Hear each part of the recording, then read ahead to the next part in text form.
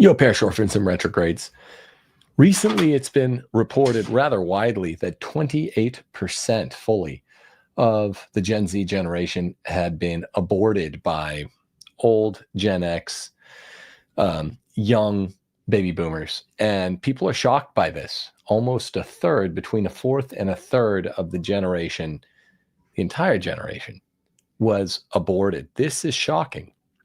There's something even more shocking than it, and I'm going to talk about what it is today. As a matter of fact, there are two other life or life-adjacent issues that are more shocking than this high bar. Remember, about right around a little bit under a quarter of millennials or Gen Y had been aborted by older baby boomers. And, that number rose for Zoomers. So 28%, that's quite shocking. Well, what figure, what statistic, if we extrapolate a few numbers, could be even more shocking, more offensive to the pro-life conscience, the pro-life intellect? Today's show will be about that. I call it the inverse or the reverse abortion. And I'm operating for a unique show, for a unique episode on John Paul II's logic about related issues. We'll get to that in 1 second. I wanted to invite all of you to a homeschool co-op that I'm running Monday through Friday mornings from 9 to basically noon Central Standard Time. If you're interested in having us take over your homeschooling, then go there to that co-op. That's sort of the new announcement from me. We're 2 days in. Today was school day number 2, and it's not too late to join. TimothyJGordon.com. What else? Also, we want you to support this show because the locals viewers, the locals supporters, are the backbone of the show, in some sense, the engine of the show.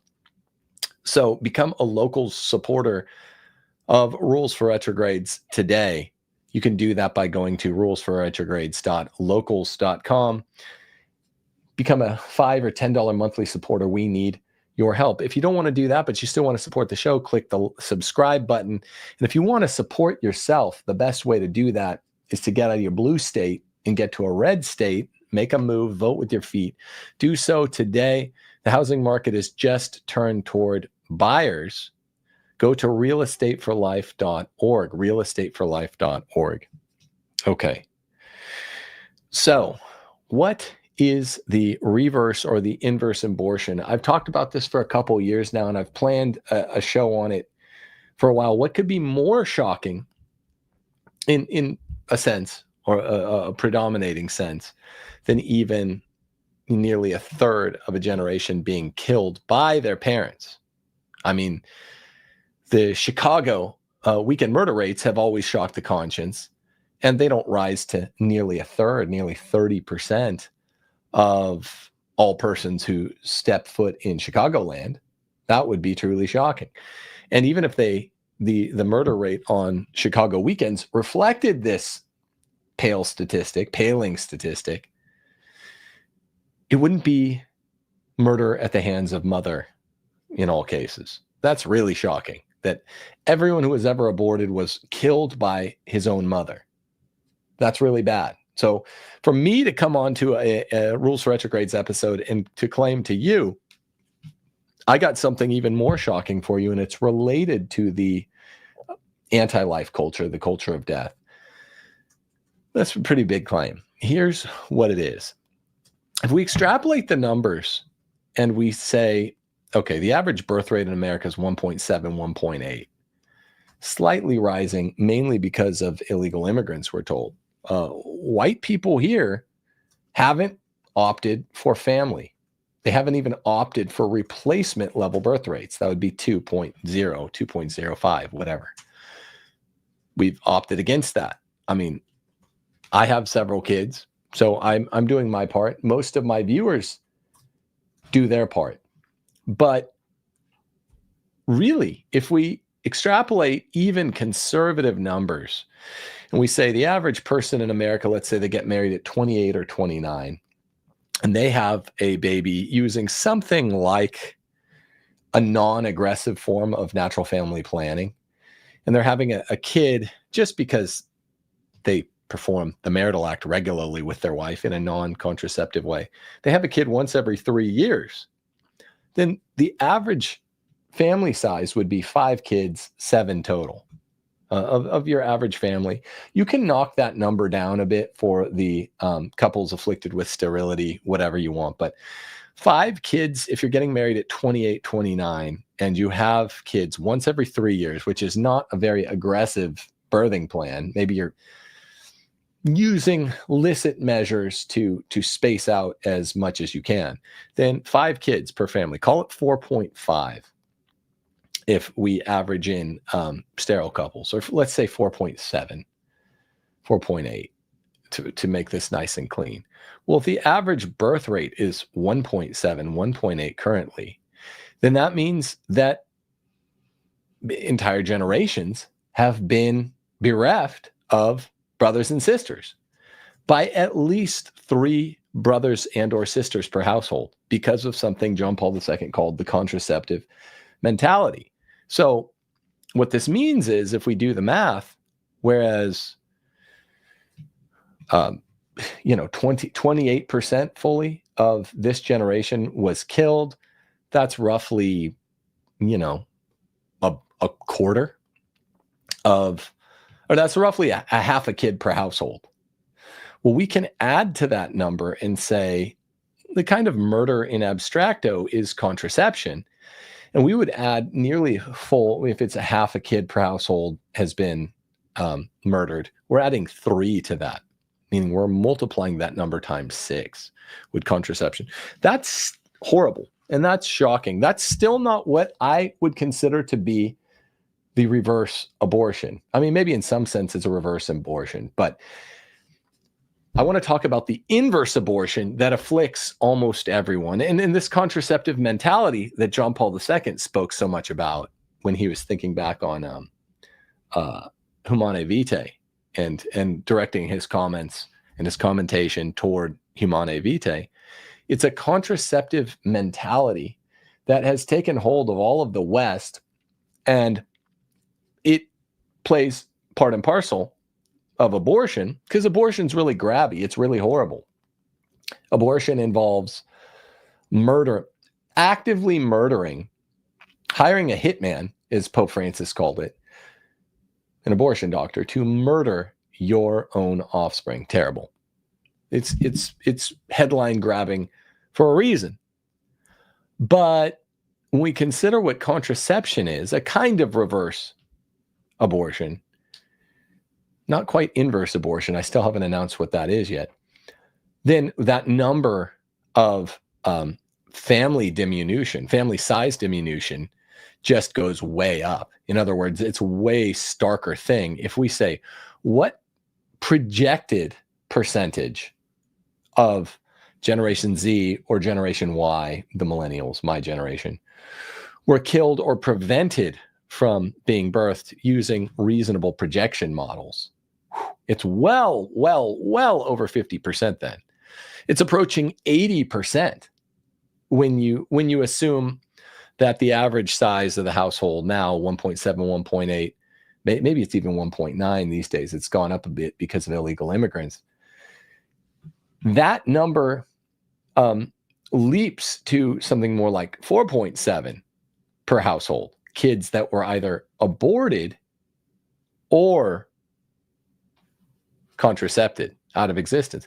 Contraception is the silent killer, the silent Holocaust, because you are kind of like the Minority Report, going forward, then back in time to make sure that someone who deserved to exist never exists.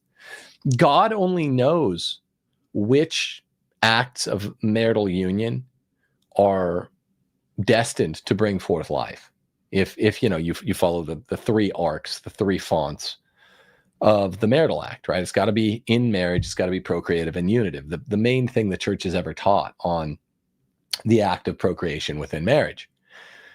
You don't know, because a lot of times a husband and wife can be fully complicit in all 3 fonts, and it doesn't bring forth life, particularly when a newborn's mother is breastfeeding for the first, sometimes up to a year. There's a natural contraceptivity to it. And a lot of families who are feeling exhausted with their baby, they don't mind this at all. They don't mind if that extends 2 years or into the 3rd year, even if they do not artificially contracept. But God only knows it's about, I mean, look around. You see what priests at the Novus Ordo Masses see every Sunday is families with 1 or 2 kids, maybe 3, 1, 2, or 3 kids. Families with 4 or more children have been operating under the contraceptive mentality. Actually, all of us have. I'll explain that in a bit when I get to what the real inverse abortion is. And they don't really say much about it. Week in, week out, you're looking at people, by and large, who are contracepting actively. And they're not going to confession, and these same priests know that they don't have big confession lines or really any kind of active confession life at all at their parish. And what are we doing? What's this all about? There's the whole Catholic angle on it, which is the priests stop teaching it. But I just want to talk about the natural angle. Families are, compared to what God wills for them, for each family, just fractions of the size what they're supposed to be. Yes, Steffi. I just wanted to give a shout out to Seth M in Super Chat, who gave $100 to the channel. Thanks, Seth. Appreciate you. Very kind. Thanks for the Super Chat. So it's really an amazing thing. And I understand that abortion's worse than contraception. Abortion in act is, worse than sort of abortion in potency. That's what basically contraception is. I'm still not calling contraception itself the reverse abortion. I want to talk about something that's even arguably more shocking. Now, that's a big claim because I went from talking about the amount of babies in the last generation, Gen Z, who were not born because instead of being born, they were murdered. That's bad. What about the babies we add to that number who were murdered, of those babies who were basically cheated out of existence by contraception? That's a larger number, a starker number. That's worse when we combine those numbers. What I would say the inverse abortion is, the children that were gifted life, that lucked into life at the hands or the behest of contraceptive parents, they are born into an existence wherein they were owed more siblings. Okay, this is one thing. And they know they were owed more siblings because unless your parents have some basically health issue, then you pretty much know, okay, I have 1 brother, I have 2 brothers, I have 1 sister, I have 2 sisters. You know what was going on. You know that you're sort of an inverse abortion. You're an abortion. You're the boy who lived. You're the boy who lived. You're the boy who survived. And no, most people's parents, if they're sort of normie Catholics or normie Protestants, most people's parents wouldn't, if one slipped past the goalie, as they say, when contraception fails, which it does, most of those kids' parents would not go and turn around and abort them. So you slip past the goalie, which is kind of what you assume the case was anytime you only have 1 or 2 siblings. And what's the easiest way of saying it? You note that you were owed more siblings. Now, this still is not quite the inverse abortion. John Paul II wrote and spoke at length about the contraceptive mentality and what it does to families.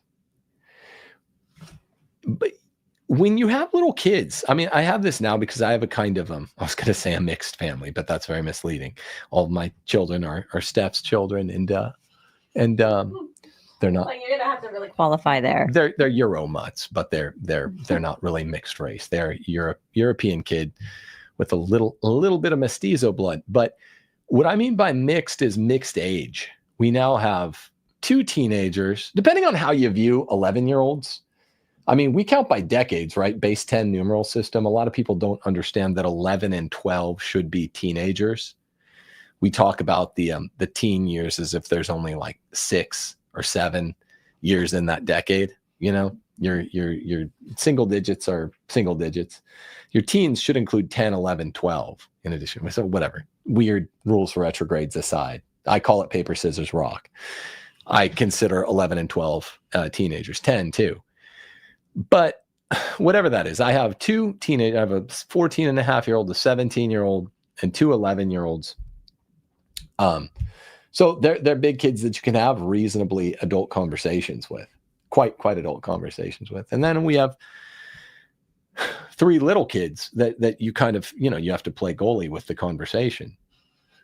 Well, you assume that your kids are going to be little kids forever. So you never really think you're going to have to answer questions. You never really think that you're going to be put on the spot. Yeah, there's the cute little kid questions where like, mommy, daddy, where do babies come from? And you're a little bit put on the spot with like a 5-year-old, and you're like, oh boy. So your mother looks good in this one kind of dress, Junior. Particularly good in this one kind of dress. And we don't drink wine that often. And this one evening, we hit the bottle. Late. There was wine. Bad music on. Tom Jones. No, I mean, this is a boomer answer. Yeah. But you don't really think that you're ever going to be put on the spot in the way that a shrewd 11-year-old or 14-year-old or 17-year-old can, and you will. I mean, maybe this is just showing my age. I'm kind of a mix now. Half my kids can kind of really intellectually put you on the spot, and half of them can't. Also, we have a no lie policy. So, I don't know. Probably most Catholics do too, because we're strict truthers. We're never really allowed to lie at all. So it's just a perspective shift. You get to middle age, you get to your 40s, your kids are older, and now you realize that even if they don't ask a probative question about why do I only have one or two siblings, they're putting it together. They know you're healthy. I'm talking to the people out there that have contracepted for decades and are healthy. They know you're healthy. They know what's up. It's not hard to figure out. I guess some people will say that I'm stoking the flames of revolution or something, intergenerational revolution. Other people would just say, no, I've thought about this a million times. Maybe the latter are the deeper thinkers, the former are the less deep thinkers. But so be it if this is stoking intergenerational conflict. If you only have one or two siblings and your parents opted for this of their own volition, this is open, public, notorious knowledge, family size, right? So you're well within your right to say, hey, mom, dad, with all due respect, look, we're all adults here. Boomers and older Gen X gave kids the sex talk far too young. Anyway, I got it when I was in 4th grade. Oof. So that's too young. But now I'm 40, I'm 35, I'm 30, whatever it is. I'd like to talk about something that to an immature mind might be considered awkward. Maybe it's awkward even to a mature mind. But why do I only have one brother or sister? Why do I only have two? What's the deal? This is smacks of a contraceptive mentality, which John Paul II wrote about at great lengths. And I'm about that age. I mean, this is me. I'm about that age where still probably, what is it? Almost half my life was the JP2 pontificate. Probably over half my life. Yeah, we've been like rapid fire succession popes, it feels like. Yeah. But yeah. Benedict, JP2 8 years. Francis, like Queen Elizabeth, he just kept going. He did. Francis 12, Benedict 8. We've got, we're on the first year of this. So still over half my life is JP2. So I don't think he's the greatest pope. I'm not the biggest fan, whatever. But he wrote at length about the contraceptive mentality in the decade immediately following the slog of the 70s, the post-conciliar 70s. So even in the 80s when I was growing up, he was on this issue. Mom and dad, what's the deal? I mean, hey, if you just indicate with a kind of white flag, look, son, we screwed up. We contracepted for decades. And they're repentant. That's cool. You don't have to go any further. No one wants to talk about their parents doing the deed or doing the deed with contraception. I get it. That's kind of good. Or if they fly this sort of yellow flag and they say, oh, we know where you're going. It's a fair question because we're all Catholics here. This happened and this rendered one or both of your mother and I infertile. Okay, that's cool too. I mean, that's extra cool because then they weren't sinning. But let's stick to what we always stick to on rules for retrogrades. that exception makes bad law. Exception makes terrible law. You don't make legislation for the whole, Aristotle says this, based on exceptional instances of some outlier, statistical, demographical minority outlier. You don't do that. So mainly who we're talking about here are parents that are going to be like guilty as charged, but the majority of these parents who are guilty as charged on, yes, you were just contracepting for decades, are not going to say guilty as charged. They're going to gnash their teeth a bit. And this, I think, is really the tell. This is the true inverse abortion. We have a cultural grand reawakening. Protestants are leaving their faith for Roman Catholicism and Eastern Orthodoxy because of the 7 sacraments really existent in those two faiths and the lineage of Episcopal, because of the Episcopal lineage, which informs the bishops. So people want the real deal. I mean, obviously, Eastern Orthodoxy has its problems, but they're a holy and a apostolic version of Christianity, and people are leaving secularism and its kissing cousin, Protestantism, just kind of a form of secularism. And as such, people are willing to ask these questions that no one was really, these Gen X kids growing up in the 80s, I mean, growing up as kind of teens in the 80s, I was born in the 80s. So I was single digits in the 80s. They were not interested in this. They were interested in Flashdance and Footloose and Breakfast Club and all kinds of stupid sort of post-boomer agendas. I mean, just basically extending the 60s and 70s into the 80s. Okay, well, that's not true for a lot of millennials and for a lot of Zoomers. They're interested in these conversations. They just don't know how to have them. And it's really important that they understand, for many of you, if you attempt to have this conversation, however respectfully, mom and dad, I did this tweet a couple days ago.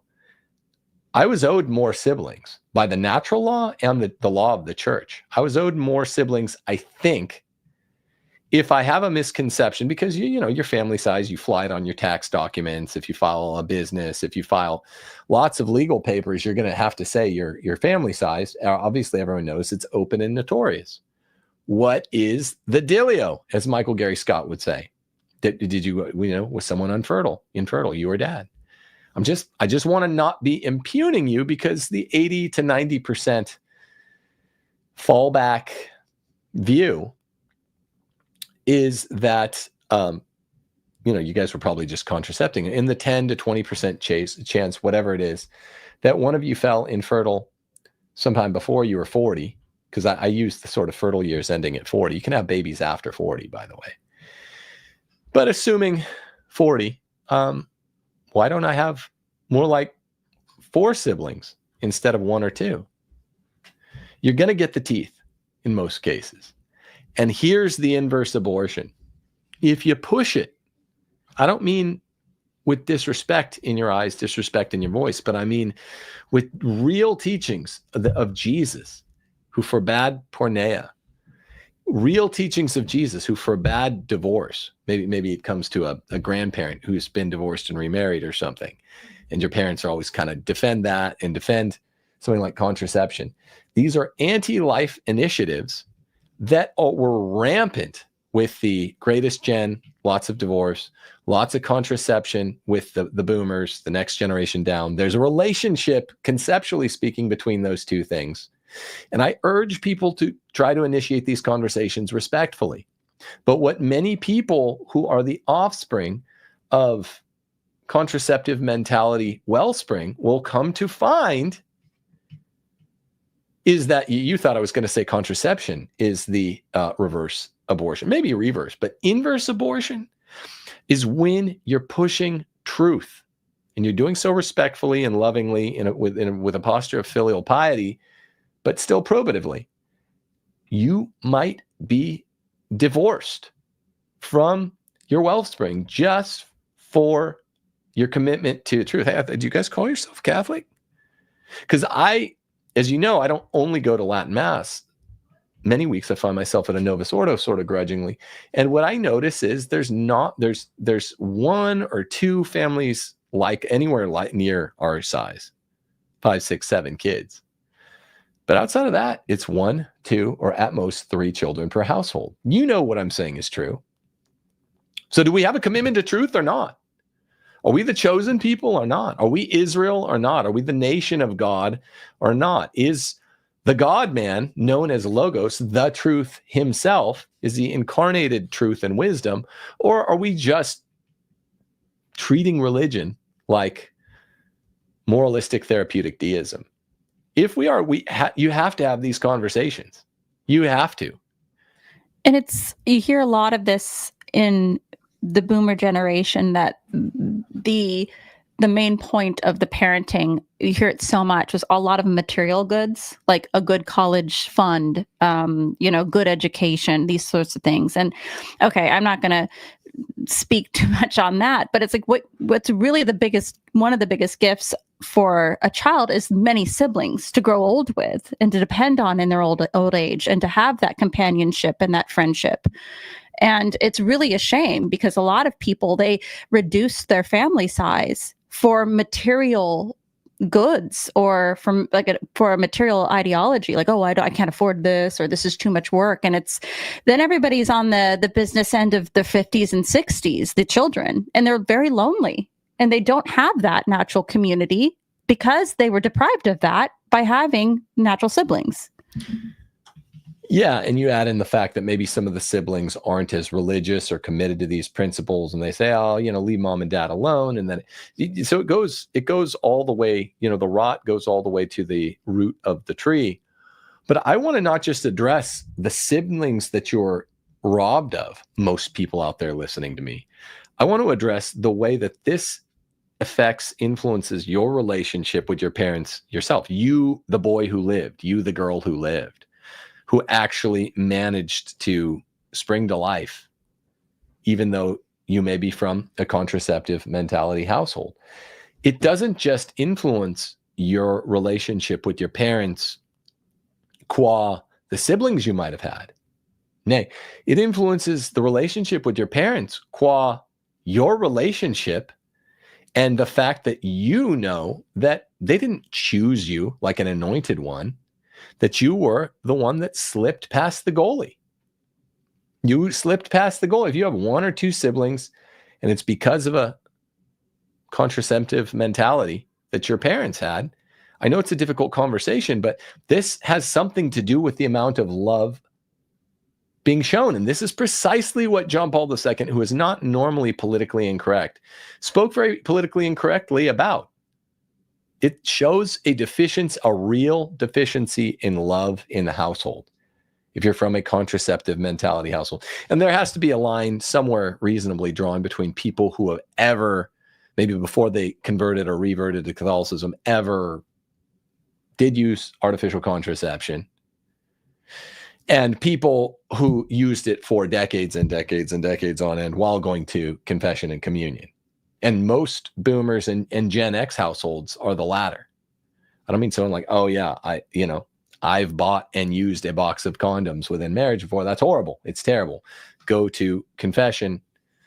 But that's not what we're judging. We're talking about the mentality that influenced the household sort of in an ultimate way.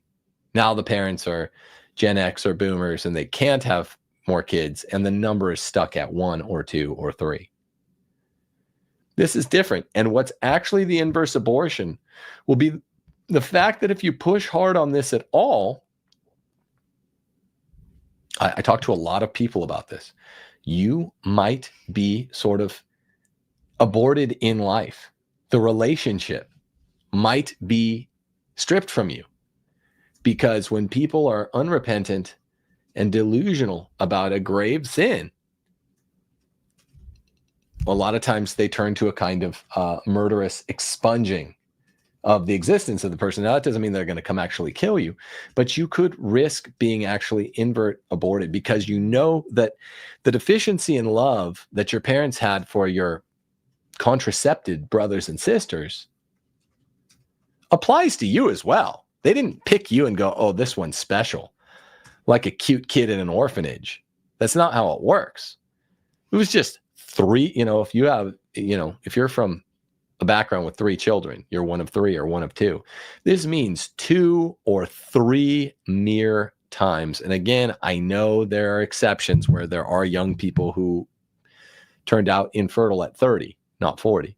I'm not talking about you. Put your hand down. But think about it. 1 or 2 or 3 times in an entire lifetime of marital acts, which should be bountiful, they said, we're not going to invert the natural order. We're gonna let this thing be what it is. We're going to not block our love between man and wife. We're not going to be willing to mortally sin just because we value money over people. We're not going to allow ourselves these 2 or 3 times to mortally sin because we actually want to not strip away at the definition of what marriage is, what the telos of connecting with an opposite sex spouse is for life.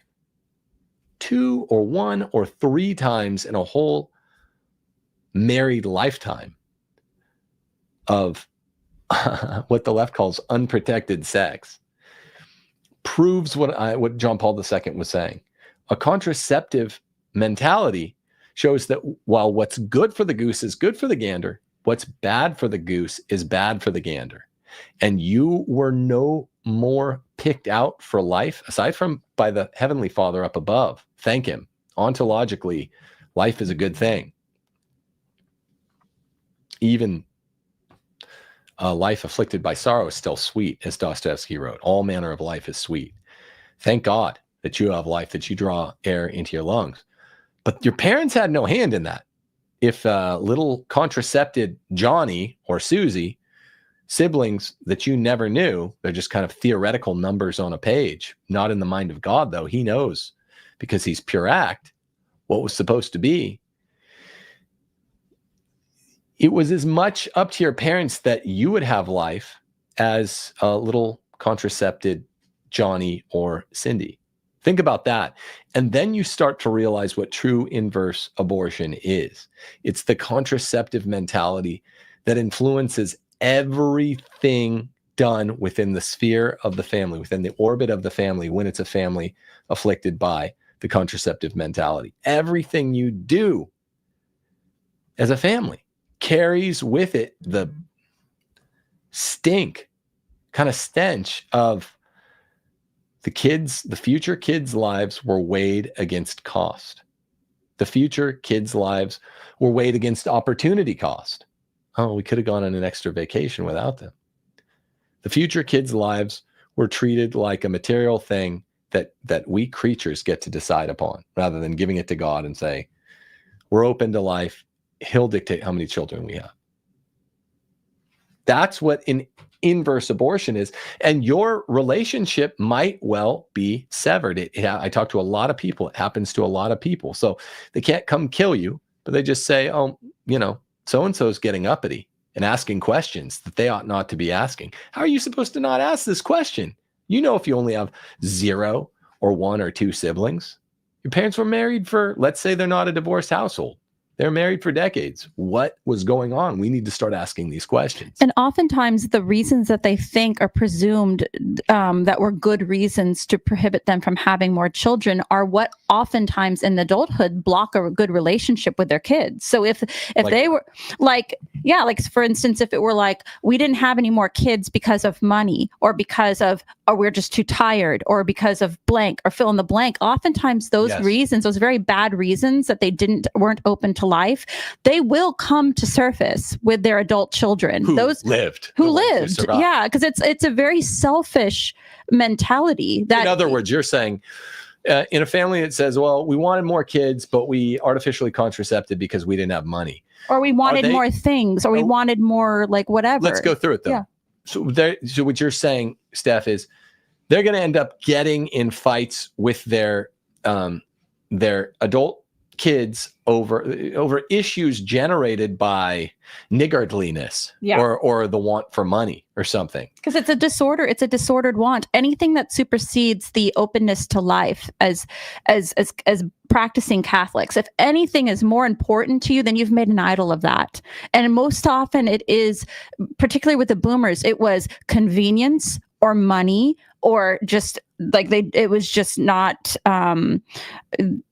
I guess it just didn't fit in with their lifestyle preferences. And those things it's a disorder. If you're going to put those on a pedestal above welcoming in more children, then you already have a disorder. You already have an inversion of the order. And that is going to come to play with the children that lucked into life. Like Right. those things, like your kids are going to notice that you're really into your money and your goods and convenience Or time. and time and all of those things. Personal time. Well, I wanted to have more kids, but I like to ride motorcycles to Austin on the weekends, and your mother likes to get together with her gossip hens and play pinochle or whatever. And we wouldn't have been able to do that with 4, 5, or 6 kids. We could with 1, 2, or 3. Okay. So what I'm saying is that the kids that actually survived, child number 1, number 2, and number 3, they're going to note that their parents don't have the time for them.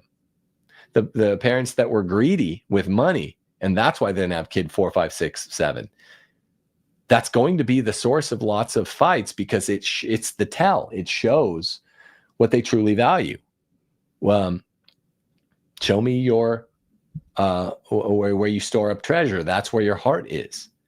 That's what we're finding out with boomers and older Gen X, who aborted a fourth or nearly a third of those generations respectively. And everyone goes, ooh, people haven't stopped talking about that statistic since it broke a few weeks ago. Everyone was talking about, maybe it broke before that, but everyone's been talking about for 2 or 3 weeks. It's grabby. It's a grabby headline. But the contraceptive facts are still more staggering. And what's still more flooring than even the contraceptive facts are the application of, when you had a generation that was willing to contracept for 4 decades, 3 decades, we must make sure at all costs we only have 2 or 3 kids. What you come to find is that the relationships between offspring and wellspring, who were perfected potencies, the kids that come to pass, they suffer for the same want, disordered want for money or time or personal convenience that kept them from having kids 4, 5, 6, 7, 8. And you realize if you're the one that made it, you're just not that special. You just lucked out. Right.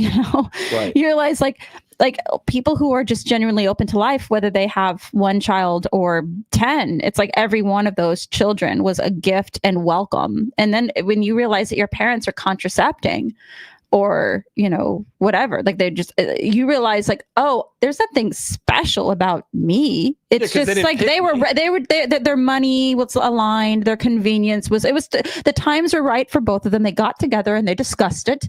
And I had a reasonable adult conversation about whether now is the time to accept whatever child happens to be conceived in this particular moment. Right. They might like you, they might not like you, but they didn't like you enough to have others like you. That's the fact. And it goes directly in the face of this lie that the Malthusians and the population control left always tells, that like, if you only have 1 kid or maybe 2, you love them way more than households that have 10, 12, 14. We just disproved it. We showed the error in their math.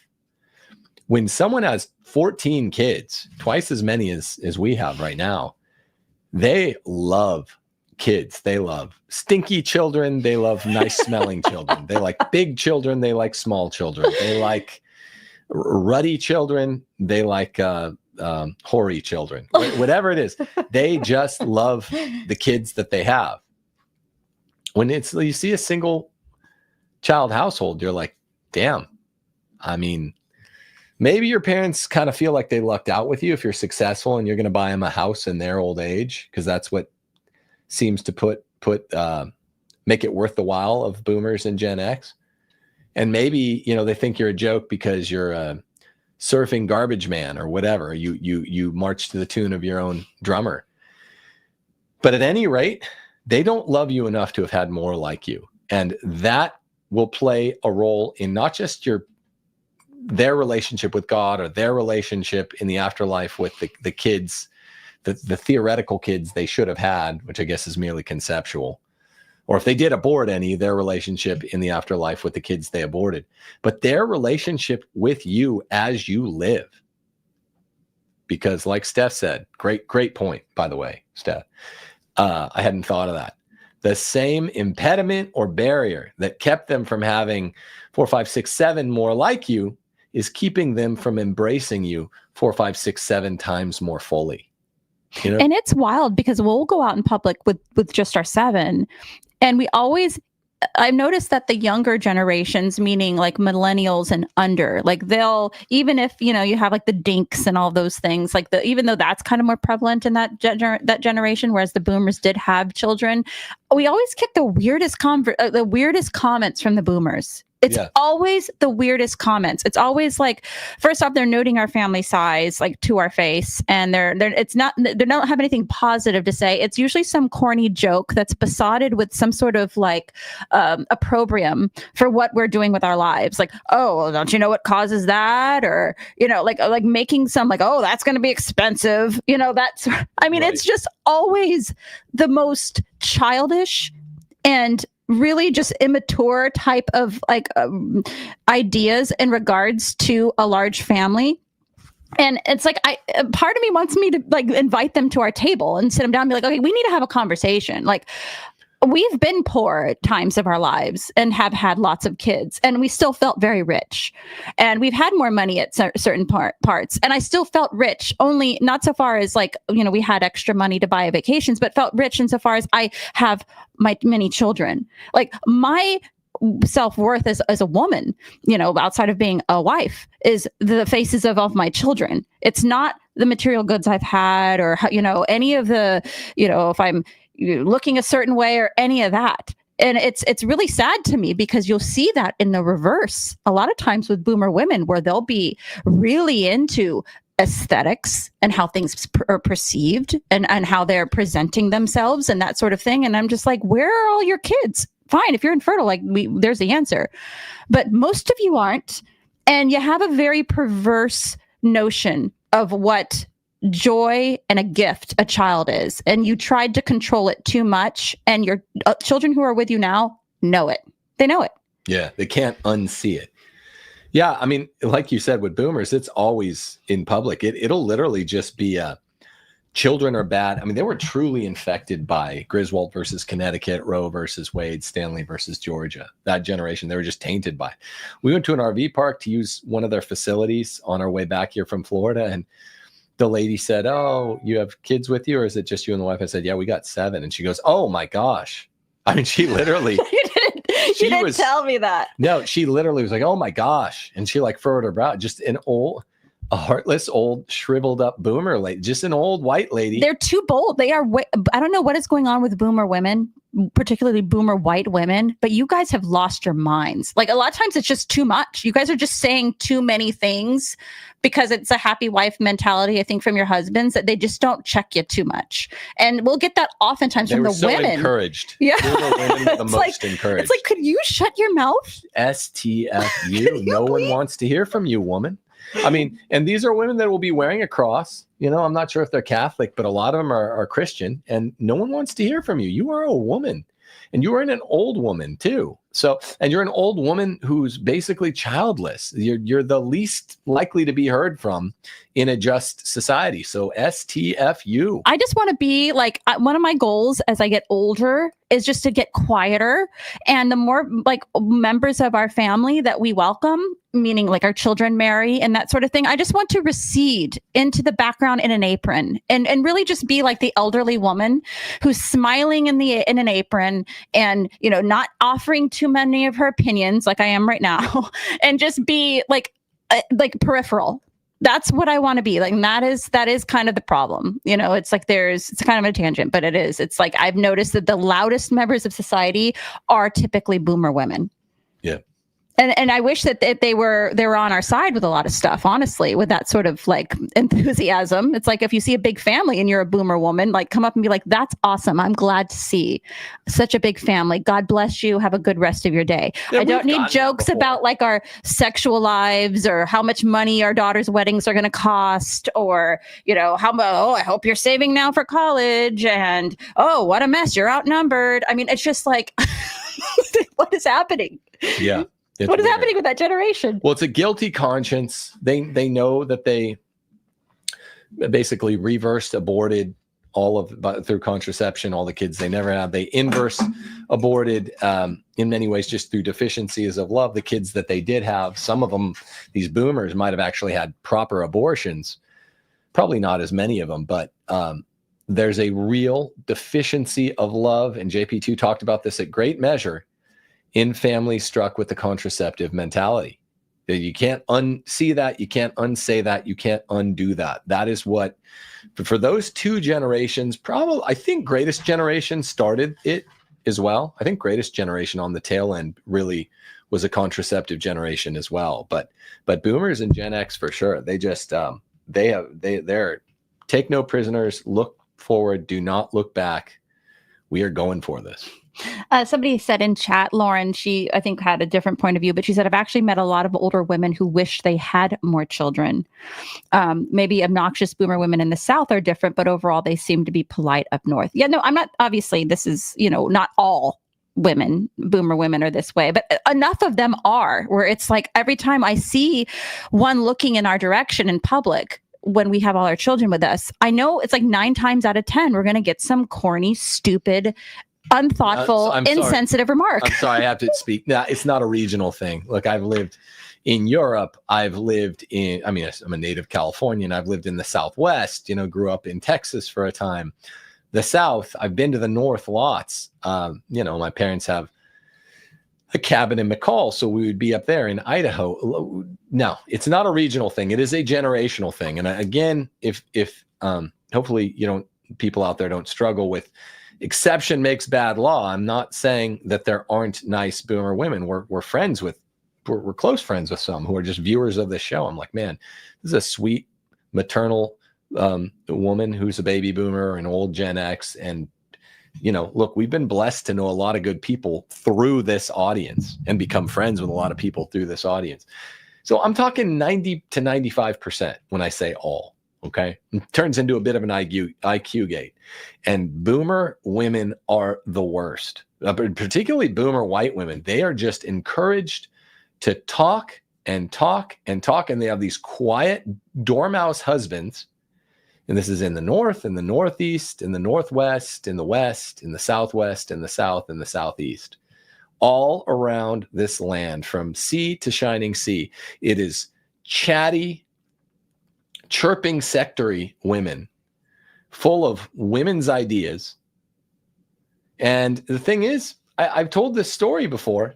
It's not just your parents, your boomer or Gen X parents who are feminists, even if they're conservative. It's your grandparents. And guess what? It's your grandparents' grandparents who are feminists. And the proof is that first wave feminism was in the late 1840s. And I mean, if it wasn't your grandparents who were the feminists on this sort of side point, it is tangential, but not completely to today's topic, then what's with all the working grandmas during World War II? Remember, I think I told that story of I was close with my grandma, but I was complaining about my female boss when I worked at one oil company. I worked at another oil company as a landman. I worked at 2, and I had female bosses in both. Women were just festooned all over the workplace everywhere. And I was like, oh my gosh. I was talking to my dad and my older brother. I was like, don't you just get sick of female bosses? My grandma was like, I was a good female boss. I was like, sorry, like not sorry. Women belong at home. And, this is my grandma who God repose her soul. She's a good woman. What, again, in a lot of other ways was not a feminist. But what happened? What happened is the historiography lied. Feminism is far older than the 1960s. My grandma passed away, repose her soul, at the blessed age of 101. And I'm only saying that because I'm telling you, the point is, you can have a 100-year-old relative, and they're not old school and erstwhile. They're not throwbacks. They didn't do things the old way. They're not bitter old codgers that want to see conservatives stop driving the liberal speed limit. They are the liberal speed limit. And they're the ones telling you, no, I could have been your good female boss. It's nonsense. So, no, I have to demur. Contrary opinions are always welcome, but I strongly demur. This is not a regional thing. It is strongly a generational thing. And it might go back to the so-called greatest generation. I really find, I think a lot of the problems stem from there too, not just the boomers. Because they always have I've never... It's funny because a lot of the boomers, they'll say like pull yourself by your bootstraps, and you are just making excuses for yourself and that sort of thing. But then when you challenge them on some of the things that they've failed on, like the contraceptive mindset, then they have all sorts of excuses for themselves, right? Then it's like, oh, well, we wanted more money and so-and-so wasn't feeling his best or whatever. It's like you don't put up with that, boomers, from anybody. And we're always hearing from you. 30-year-old who doesn't have a mortgage yet, they're always telling everybody, oh, you should own a house by the time you're 30. Just get a mortgage, get this, get land, get whatever. It's like, well, it's I'm not a command economy type. I am sort of old school with free enterprise, which some people will say is boomer-ish, but I do acknowledge that all the quantitative easement has really, really, really influenced adversely young people now. That makes it much more hard to own a house by your 30 than was the case 40 to 45 years ago. And this is why in our generations, and we'll put ourselves under the microscope for a bit, it's not just the boomers. I think that the boomers gave our generation a very warped mentality on insofar as material goods. But then we have the dinks, people in our generations, dual income, no kids, that they're just going to Disneyland every couple of months. And they have a bunch of... You see them at Disneyland. I know, you see them at Disneyland where they were our kids. And, they're there, they have all the gear, they're wearing the fanny packs and the matching shirts. And it's just the two of them, just two adults our age, in their 40s without children. And that's very perverse, disgusting, and weird if we're not dealing with an infertile couple. But that's a very weird, creepy, strange, gross thing that came out from our generation, from the millennials. And you see it now coming into even some of the Zoomers are saying they're going to do this. But that really was because the boomers gave them this material goods is good. The more things you have is great. The mark of success is how much money you're pulling in per year and how many things you have. And it's just ridiculously perverse. It's inverse abortion. So the kids that survived their parents' abortion or contraception, 9 times out of 10 or more will note, if I become inconvenient, even though I'm the boy who lived, I'm excisable. It's just a fact. If I start asking questions, I'm excisable. If I pose a threat to the ostensible desideratum for which, this generation traded the lives of many of their kids, whether it's time or money or convenience or just ease of passage, ease of leisure. If I cross them on this point, they can't murder me, but they might cross my name out and put a K. They might just say, hey, because then you're lucky to be alive, right? And you'll get that a lot from the older generations. You should be lucky. You should, you should be thankful. It's that thankfulness. It's which is true. I have a right to be alive. You should. Well, no, but I owe my eternal Father that, my Father in heaven, grateful, ontological gratefulness. Thanks for me being the little sperm that made it to. Thank you.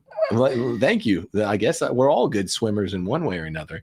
But the point is your father and your mother, if you're a, solo child or only one brother or sister or only two, your mom and dad didn't pick you out of the lot like a cute kid at an orphanage. That's not what happened. It was just in a whole, maybe 50-year marriage, 40-year marriage, 40 years of fertility anyway. You were, or 30 years of fertility. They're like, okay, this 1 time or 2 times or 3 times, we're gonna follow the natural law, and it's not good. So that's what an inverse abortion is. We'll do a local show quickly. I want to say thank you to Guns of the Navarone real fast. He gave $100 to the channel. Thank you. I think I know who that is. So thank you very much. Based. Thank you all very much. I hope you enjoyed this show. It's a more conceptual one. Leave a comment. I never say leave a comment. Sounds so 2015 YouTube, but leave a comment on a more conceptual show like this. I'm not just talking about Pope Francis interviewing, James Martin S.J. Yeah, we all know what we're all going to say the same thing when we're talking about the naughty pet going with the papal audience. We're all going to be like, oh, gross, this guy that likes men's butts, conceptually, the butt philosopher. Why does he get to meet with so many popes? Butts? What? Well, why does he get to meet so many popes? But we're all going to say the same thing in comments. But this is a more conceptual show, so leave a remark. Let me know what you think. Like the video, subscribe to the channel. We're trying to hit 100,000 subscribers, and we'll see you next time. God bless you. Deus Volt.